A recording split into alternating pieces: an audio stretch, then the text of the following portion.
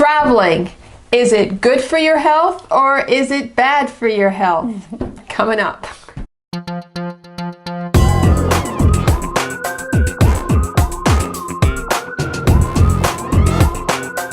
Hi, I'm Michelle. Hi, I'm Olivia. And this is Social Talk. Okay, so everyone, I went on vacation last week, Monday to Friday. I went to Cabo, and it is a beautiful place, breathtaking. And first day, great. Second day, great. Third day, great. And then Wednesday night, I started to feel a little nauseous and sick. And Thursday, yeah, I wasn't feeling good at all. So much so that a paramedic had to come and give me something. And then Thursday night, I actually had to call down to front desk at the hotel and say, is there a doctor on site? You know, the first thing that they said was that the doctor is not on site, but we can call the doctor and it will be $100 US up front. What was happening? My stomach, it looks like I got some kind of stomach virus of some sort. I don't know what it is. So like a food poisoning? I have no idea. I'm told when you go to Mexico in general, and there's other countries as well, you're told not to drink the water. In fact, on my way down there, somebody that I had gone with, she was saying that she doesn't even allow her kids to brush their teeth with the water. So I thought it was a little extreme, but I said okay. So half the time out of habit, I'd brush my teeth with the water, and half the time I'd use the bottled water. And I don't know if it was that, I don't know if it was food, but there was 6 of us that went. 4 out of the 6 of us in our little group got sick. As you all know, Olivia is a nurse.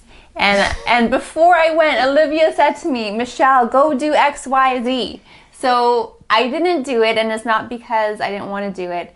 I think just the time I was told, got to the pharmacist was closed, and I was just rushing to go on my trip. You know what, maybe you can just tell from your experience what we're supposed to do before we even go on a trip. Well, that's the thing with the trips, and as you know, I have my own channel, Health Before Travel, and I do talk a lot about, yeah, it's great to go away, and traveling is fun. In answer to the original question, it is a lot of fun, but you do have to do some things before you go away. Yeah. And so first and foremost is that whenever you're traveling to a country where you know that their water quality is not that great and you're only going to stick to bottled water, well, I always tell people that is your first red flag. I will not be drinking their water. I'm only going to drink bottled water.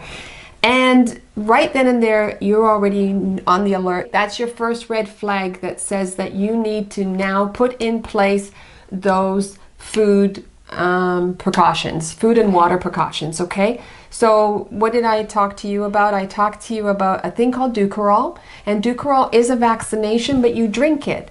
You have to take that, and there's different doses. There's one that's 2 doses, there's one that's a booster, which is only 1 dose, but I don't need to get into all of that, but just know, and there's commercials on Dukoral. You see the guy that's buried in sand with just his neck sticking out, and that's because he's about to have a bout of diarrhea. And, so, and then caught in this uncomfortable position as his kids have buried him in the sand. It's yes, so that's that commercial. I'm just bringing it to your attention, and that's the Dukoral. Okay, so that's something that you take, and that helps for reducing your chances of cholera, salmonella, Gardnerella, E. coli, any other stomach issues that you can think of, because there's hundreds of them when you go to these places. And yes, it reduces your chances. It doesn't eliminate, but it does reduce your chances of having any of those problems. The next one that you want to do is make sure that your hepatitis is also vaccinations. I did check that, and I'm good for hepatitis. Yes, you did. You did. She did her Twinrix, Twinrix series, which is for hepatitis A and B. And the reason that you're doing that is A is food and water. That's how you can actually contract hepatitis A. So that is your food and your water.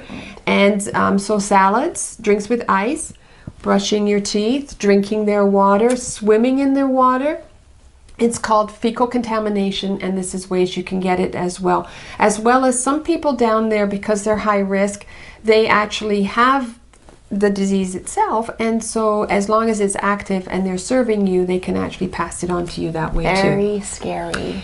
It is. So what do you do if you're back home now and you didn't take those precautions and you did get sick while you were on vacation, such as myself? What do you suggest? You know, the thing is that some of these have a long incubation period, and so I'll take hepatitis as an example. Actually, a person can actually be back from their vacation long time, like 2, 3, 4 months sometimes, and then all of a sudden they start to get these violent stomach cramps, and then followed by a massive headache, followed by again like a temperature, and it isn't long before the skin starts to turn yellow.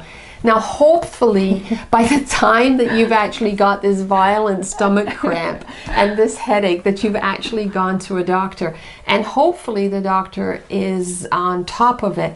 But a lot of times, because it's been 4 months, it is not really your first and foremost thought that maybe you got hepatitis, because, boy, you've been back for so long, so obviously it must be a flu or something.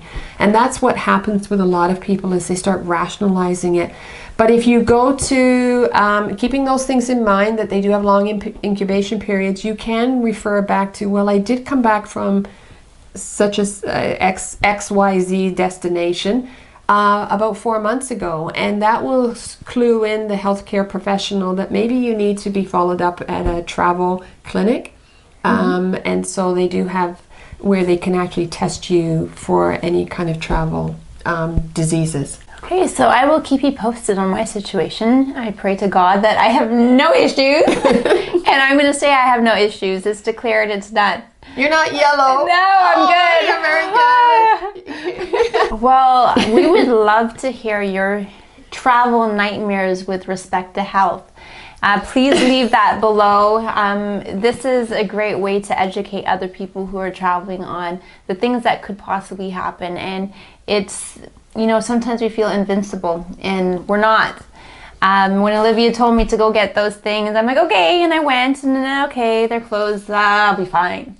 Yeah, it wasn't so fine. So, well, you are fine. You're good I am today. fine now. I'm back to normal. Thank God. I have this saying, it comes down to, I have this saying anyways, it's to be forewarned is to be forearmed. And that's all I'm saying here, is that, you know, just take the necessary precautions and go have fun. Give us a thumbs up. Yeah. Leave comments. Don't forget to subscribe. And we're here every week, so we'll see you next week. Next week. Here, bye. Bye.